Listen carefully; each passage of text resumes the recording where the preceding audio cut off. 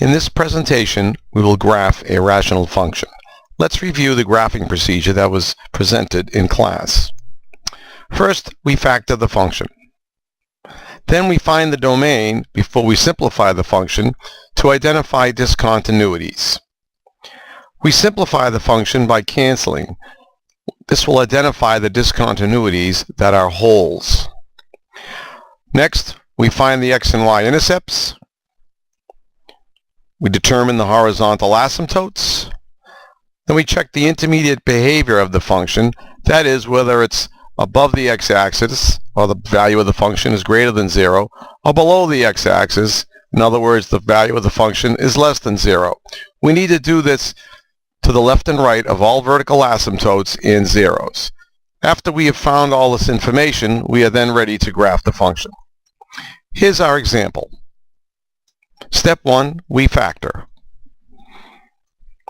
2, we find the domain. Well, let's examine our factored function. If x equals 3, we'll be dividing by 0.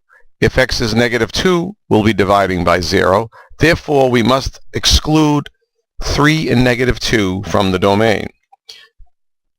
Negative 2 and 3 will cause discontinuities in the function.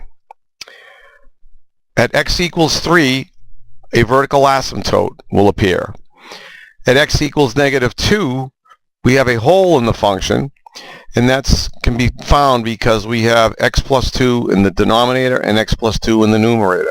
When we have factors in both the numerator and the denominator that cancel, those create holes. We now simplify the function. We refer to this as the function simplified. I want to emphasize that the graph of the simplified function, 1 over x minus 3, will be the same graph as f of x, except f of x would contain a hole at negative 2. The simplified function will not contain the hole. To find the coordinate of the hole, we substitute in x equals negative 2 into the simplified function so we can find the y coordinate. In our example, the hole will be at negative 2, negative 1/5. We now use the simplified function to find the x and y intercepts. The y-intercept is when x equals 0. This will be at negative 1/3. There are no x-intercepts because there are no variables in the numerator. The horizontal asymptote is determined by looking at the degree of the numerator and the degree of the denominator of the function, not the simplified function, the original function.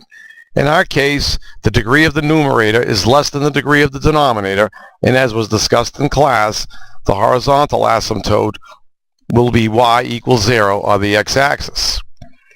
We need to investigate the intermediate behavior to the right and left of the vertical asymptotes in the x-intercepts. Because there are no x-intercepts in our example function, we only need to test either side of the vertical asymptotes. Notice we're using the original function, not the simplified function. Recall that the vertical asymptote is x equals 3. So let's pick convenient values on either side of 3. We'll test at 0 and 4.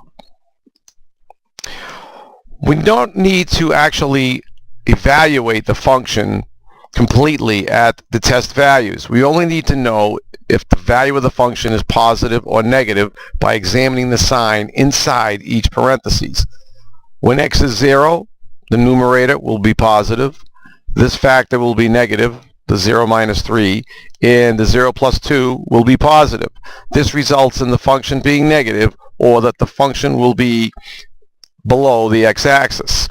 When x equals 4, the same procedure, and we can find that the function is positive at values greater than 4, therefore it's above the x-axis.